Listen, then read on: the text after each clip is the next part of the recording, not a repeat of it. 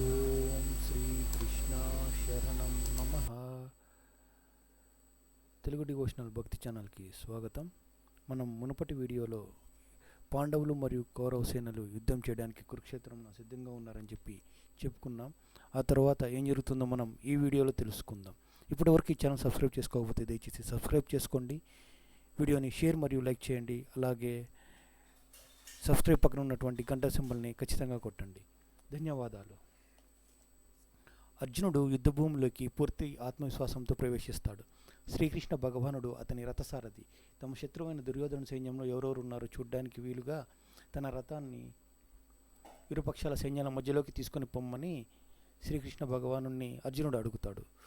శ్రీకృష్ణ భగవానుడు అలాగే తన రథాన్ని ఇరు సైన్యాల మధ్యలోకి తీసుకొని వెళ్తాడు. అప్పుడు అర్జునుడు కౌరవసేనలో బంధువులను అనగా ముత్తాత భీష్ముని, గురువు ద్రోణుణ్ణి, సోదరులను, మామలను, భార్య తరపు బంధువులను, స్నేహితులను ఆ సైన్యంలో చూస్తాడు. వారందరినీ చంపాలన్న ఆలోచన అతన్ని కలితి చెంది వేస్తుంది. అంతేగాక వారి పట్ల మమకారంతో అర్జునుడు ఈ యుద్ధాన్ని చేయకూడదని చెప్పి అనుకుంటాడు.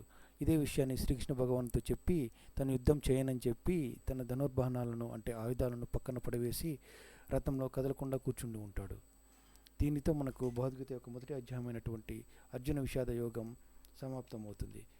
ఇంకా రెండవ అధ్యాయం భగవద్గీతలో సాంఖ్యయోగం. ఇందులో మనకు శ్రీకృష్ణ భగవానుడు అర్జునునితో ఈ విధంగా మాట్లాడుతూ ఉంటాడు. అర్జున, రాకూడని సమయంలో నీకు ఈ ఆలోచన ఎలా వచ్చింది? ఇది నీకు అపకీర్తి తీసుకొస్తుంది. పాండిత్యంతో కూడిన మాటలు లాగా మాట్లాడుతూ ఉన్నా నువ్వు దేని గురించి అయితే దుఃఖించకూడదో దాని గురించి నువ్వు దుఃఖిస్తూ ఉన్నావు.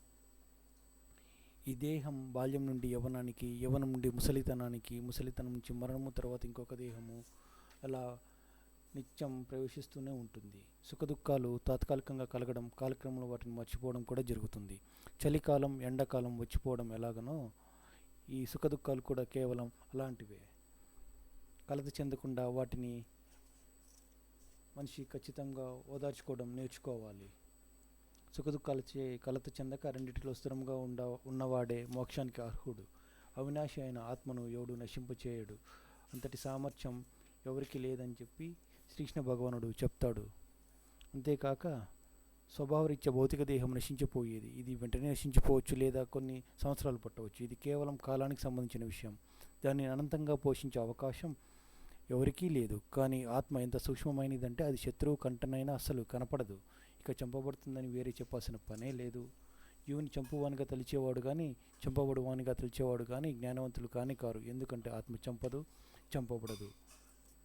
ఆత్మకు ఎన్నడూ జన్మ కానీ మృత్యువు కానీ లేదు. అది జన్మింపలేదు, జన్మింపదు, జన్మింపబోదు. అది జన్మరహితమైనది, నిత్యమైనది, శాశ్వతమైనది, పురాతనమైనది. దేహం చంపబడినా అది చంపబడదు. మనిషి పాత వస్త్రం విడిచి కొత్త వస్త్రం ధరించినట్లుగా ఆత్మ కూడా ముసలి వస్త్రము వదిలివేసి కొత్త భౌతిక దేహాలని స్వీకరిస్తూ ఉంటుంది. ఆత్మ ఎట్టి ఆయుధం చేతను ముక్కలు చేయబడదు, అగ్నిచే కాల్చబడదు, నీటిచే తడవబడదు, వాయుచే ఎండిపోదు అని చెప్పి శ్రీకృష్ణ భగవానుడు అర్జునునికి ఉపదేశిస్తాడు. మరిన్ని విషయాలు మనం తదుపరి వీడియోలో తెలుసుకుందాం. ధన్యవాదాలు.